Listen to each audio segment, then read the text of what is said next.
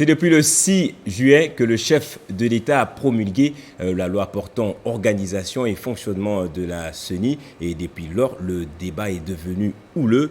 Pour certains, cette loi n'a pas obtenu le consensus qu'il faut. Cette loi consacre la politisation de la CENI. Il y a des groupes qui partent dans des ordres un peu partagés. Et pour en parler, nous recevons des jeunes parce que le plus souvent, les jeunes sont oubliés dans ce débat alors qu'on veut d'une CENI indépendante, non politique. Et les jeunes font également de cette classe politique moins politisée. Il y a un groupe de jeunes qui est avec moi dans ce studio. Ce groupe de jeunes se porte garant de soutenir un candidat à la présidence de la CENI. J'ai avec moi Rodolphe Yombo. Bonjour et bienvenue à vous. Bonjour, monsieur le journaliste. Également, vous êtes accompagné de Magnifique Changwa. Vous êtes, je rappelle rapidement, vous êtes étudiant à l'université de Kinshasa et Magnifique Changwa est étudiant à l'université de Kindu où vous faites la médecine. Vous êtes à Kinshasa ici pour votre stage de médecine, je crois. Oui, certainement. Alors, en gros, vous soutenez un candidat, la personne de Reti Amouli, qui n'est pas un politique, c'est un avocat. Et ce débat au niveau de la présidence de la CENI ainsi qu'au niveau de la loi vous intéresse particulièrement parce que vous voudriez également qu'on ait une CENI indépendante, moins politique comme la CENI que nous avons connue. La première question que j'aimerais savoir, n'êtes pas également manipulé vous autres aussi? Je commence par vous, Rodolphe Yombo. Merci beaucoup, monsieur le journaliste, de cette question.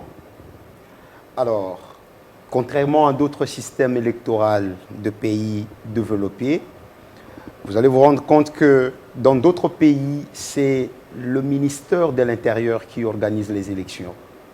C'est parce qu'il y a une maturité élevée des animateurs de ces institutions-là dans d'autres pays.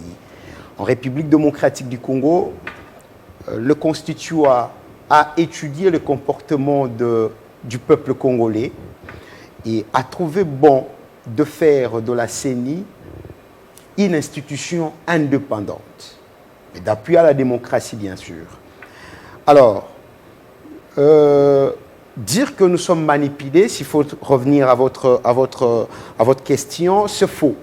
Nous ne sommes pas manipulés, mais sauf que nous avions pris conscience. Nous avions pris conscience que nous avions été toujours victimes de tout ce qui se passe dans ce pays. Alors, nous ne pouvons pas dormir.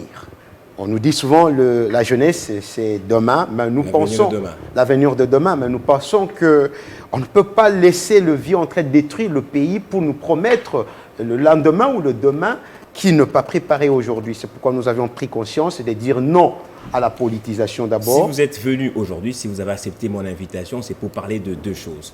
D'abord, cette candidature de Maître Reti Amouli, dont on va parler justement, mais également vous décriez cette loi promulguée un tout petit peu en catimini par le chef de l'État le mardi, je l'ai dit en début d'émission, 6 juillet.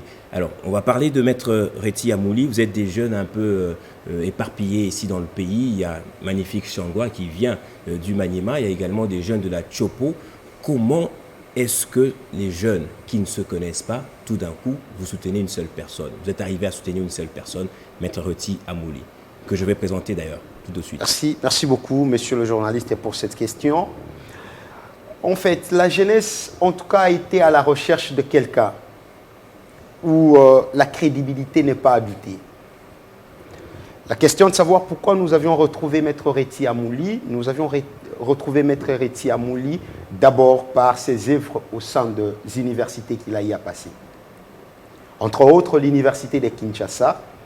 Il a ses collègues de classe. Où vous étudiez, puisque vous êtes étudiant en droit à l'université de Kinshasa. Je suis étudiant à la faculté de droit et je suis l'animateur d'une structure qu'il a créée lorsqu'il était de passage par cette université.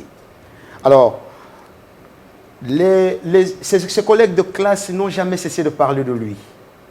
Ses collègues de classe, et d'ailleurs, le nom que ses collègues de classe parlent, on l'appelle, c'est lui qui transforme, de cailloux à l'or. C'est-à-dire, il peut prendre le caillou et le transformer en or. Jésus-Christ a transformé de l'eau en vin, lui c'est les cailloux en or. Bien sûr. Alors, cette façon de dire a attiré notre attention personnellement, Et nous avions voulu savoir qui est exactement Maître Reti Amouli. Nous avions eu contact avec lui jusqu'à comprendre que c'est quelqu'un où la crédibilité n'est pas à douter. C'est un homme indépendant qui n'est pas souvent derrière le politicien pour se chercher quoi manger. Je vais revenir vers vous. Vous allez continuer à nous décrire un peu cette personne de Maître Reti. Permettez-moi de le présenter rapidement. La photo vous est présentée déjà là. Il s'agit de l'ancien président du tribunal pénal international du Rwanda. Maître Reti que vous voyez sur la photo. Il est également avocat au barreau de Bukavu, en République démocratique du Congo, bien évidemment. Il est également président de la CRID, Convention pour la République, pour les institutions et pour le développement durable. Il est présenté comme le candidat qu'il faut, un non politique. Jusque-là, il a occupé des fonctions plutôt de la société civile. Je reviens vers vous. Est-ce que c'est de la même manière? Magnifique Changwa, vous venez du Maniema, vous êtes à Kinshasa, ça fait même pas plus d'une semaine que vous êtes ici. Est-ce que c'est de la même manière que vous avez pris connaissance de Maître Reti? Est-ce qu'à l'université de Kindu également, il a laissé quelques traces, il a enseigné probablement, ou il a également des anciens collègues qui vous parlent de lui? Oui, nous étions intéressés par Maître Reti, vu que même notre hymne national nous dit qu'il faut dresser nos fronts. Et ce n'est pas seulement les aînés ou bien ceux-là qui ont déjà atteint 40, 50 ans, même tous jeunes, on a dressé notre front. Ça dit non, nous ne devons plus être manipulés comme c'est passé auparavant. On a commencé à s'intéresser aussi à la politique. Et voilà, l'élément clé pour notre pays, c'est la centrale électorale. Alors on s'est dit, comme on a vécu des moments très catastrophiques aux 3 scrutins précédents, on s'est dit non, pour le moment, on doit se mettre le devant. On va se mettre au devant pour voir comment est-ce qu'on pourra sauver notre Vous vous êtes dit avenir. C'est possible aussi que les Jeunesse. jeunes amènent une nouvelle dynamique de choix ou de désignation des animateurs au niveau de la CENI. Oui, c'est Au pourquoi fond de on a vous, vous pris êtes dit cette que c'est option. possible également d'influencer ce choix? Bon, pour dire influencer, c'est un peu trop fort, mais on se met vraiment trop vigilant pour vraiment voir comment est-ce que les choses vont se dérouler. Nous voulons vraiment une personne qu'il faut à cette place. Et pour nous, comme jeunes, on a pu voir les candidats. Les profits de Maître Reti nous a beaucoup marqué, intéressé. C'est pourquoi on a pris option de les soutenir et de l'accompagner. Justement, comment vous l'avez connu? On l'a connu un peu partout, aux réseaux sociaux, à la télé, par ses interventions, diverses interventions à la télé. C'est à cette option, à cette manière-là qu'on nous sommes dit, non, ces messieurs méritent vraiment et nous devons les soutenir. C'est par cette occasion que nous avons pu les soutenir. Voilà. Parce que sa campagne a commencé au niveau de la CHOP. Et j'étais au niveau de la CHOP à ce moment-là que je me suis vraiment intéressé. Ok, en parlant de Chopo, il y a un article publié sur Internet, j'ai lu votre nom également, la dépêche de la Chopo.net, que ceux qui nous suivent peuvent également consulter cet article-là, où on parle des jeunes qui ont déposé un mémorandum, je crois dans une confession religieuse, en soutien à la candidature de Maître Reti. Vous étiez parmi ces personnes-là, comment ça s'est passé? D'où est partie l'initiative de dépôt de ce mémorandum? Moi, j'étais dans une seule remise de mémo à Kisangani, c'était à la société civile de la société civile de Chop. Oui. Et les autres étaient faites à mon absence.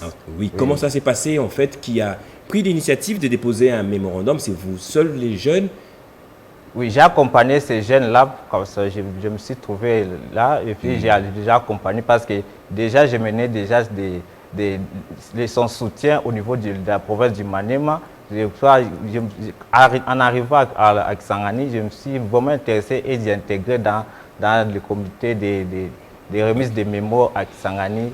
Et j'ai trouvé, c'était pour la société civile de Chop. Voilà, je reviendrai vers vous. On va parler également de la Chopo, de l'organisation au niveau des provinces, justement dans le sens de soutenir la candidature de Maître Reti. Alors, lorsque vous m'avez parlé de Maître Reti Amouli, je suis allé voir sur Internet J'ai tapé sur Google, j'ai vu beaucoup de vidéos sur YouTube, des interviews qu'il a accordées à plusieurs médias internationaux. J'ai eu le temps de l'écouter. J'ai vu que c'est vraiment une grande personnalité, un intellectuel, un grand intellectuel, méconnu, je dirais, un peu ici en République démocratique du Congo. Qu'est-ce que ça vous fait de découvrir une telle personne? Qu'est-ce que ça vous a fait, en fait, en ce moment-là? Dire, monsieur le journaliste, qu'il est méconnu ici en République démocratique du Congo, je ne comprends peut-être pas très bien. Moins connu peut-être. Oui, il le reconnu. Comment il doit être connu à l'étranger alors que dans son propre pays, il n'est pas connu? Je vous le concède. Ce qui est vrai, c'est qu'il œuvre un peu plus sur le plan international et c'est ce qui lui permet un peu de cette autonomie qu'il a, cette indépendance qu'il a, même en esprit. Si vous discutez avec la personne de Maître Héritier Amouli, vous allez sentir que c'est quelqu'un, en tout cas, qui a un niveau élevé d'indépendance, de maturité et de la compréhension de choses. Nous, en tout cas, nous avions pris notre engagement pour le soutenir. Il nous a vraiment convaincus. Voilà, c'est pourquoi nous sommes en train de nous battre, en tout cas, pour qu'on apporte un nouveau vent à la... Oui, qu'est-ce que vous avez trouvé de particulier dans ce profil qui va répondre justement à la problématique de la désignation d'un bon président pour la CENI? En tout cas, Maître Héritier Amouli a rempli toutes les conditions nécessaires. Il remplit toutes les conditions nécessaires. Peut-être qu'un exemplaire de nos mémos vous sera transmis pour voir vraiment son profil. C'est parce que nous avions vraiment étudié son profil avant de déposer les mémos dans une confession religieuse. Ce qui nous a vraiment plus... Ce qui nous a vraiment plus donné de confiance, c'est son indépendance et sa crédibilité dans ce qu'il fait. Dans ce qu'il fait, d'ailleurs, vous menez déjà de recherches sur sa personne. Si vous tapez seulement sur Google, vous allez voir des institutions ou des structures qu'il a eu à gérer. Et de la façon qu'il a eu à gérer ces institutions-là, il fut le président de tous les avocats de la Cour pénale internationale. On en vient à l'actualité. Vous avez déposé des mémorandums, c'est vrai, mais vous avez également déposé sa candidature, si je ne me trompe pas, ou au moins vous l'avez proposé aux confessions religieuses. Pourquoi avoir procédé de la sorte à déposer dans toutes les confessions religieuses? Est-ce qu'il n'y a pas une seule confession religieuse qui peut accepter de porter sa candidature? Voilà, notre politique, c'est que on a étudié, c'est parce que nous lui avons proposé, en tout cas, Maître Héritier, c'est nous, peuple congolais, et plus surtout jeunes, pas seulement étudiants. C'est parce que lorsque vous nous réduisez, bon, en fait, les étudiants, bien sûr, ici à Kinshasa, nous, étudiants, nous avions pris vraiment le devant, mais il y a tout autre jeune. Il y a même lors du dépôt de mémos, il y avait aussi des jeunes de Kinshasa qui ont adhéré à l'idée de soutenir Maître Héritier Amouli. Donc dire seulement qu'il ne s'agit que des étudiants. Donc c'est la jeunesse congolaise, en tout cas, qui a compris que nous devons soutenir quelqu'un qui peut apporter un nouveau vent à l'institution CENI qui est comme le centre de la démocratie actuellement, congolaise. La loi est déjà promulguée. Vous critiquez cette loi. On va parler rapidement puisque nous arrivons à la fin de cette émission. La loi est promulguée. Il y a plus des politiques au sein de l'animation de la CENI.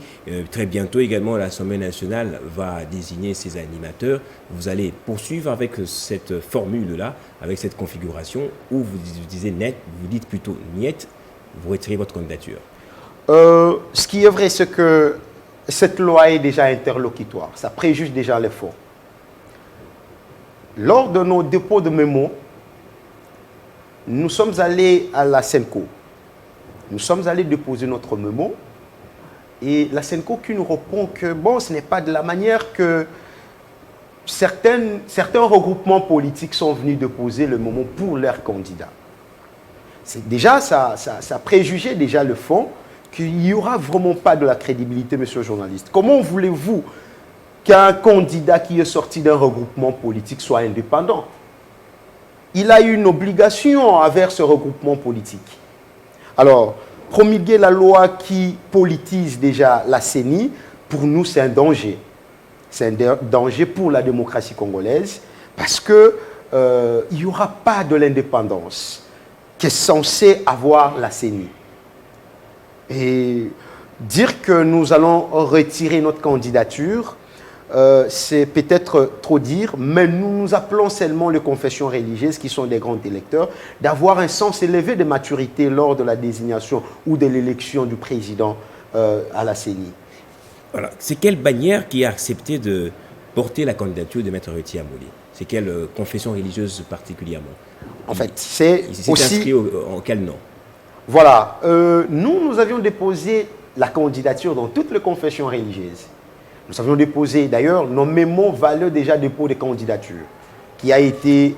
Bon, on a commencé par le Congo profond, c'est-à-dire les provinces, et nous avions renchéri ici, à Kinshasa, et nous avions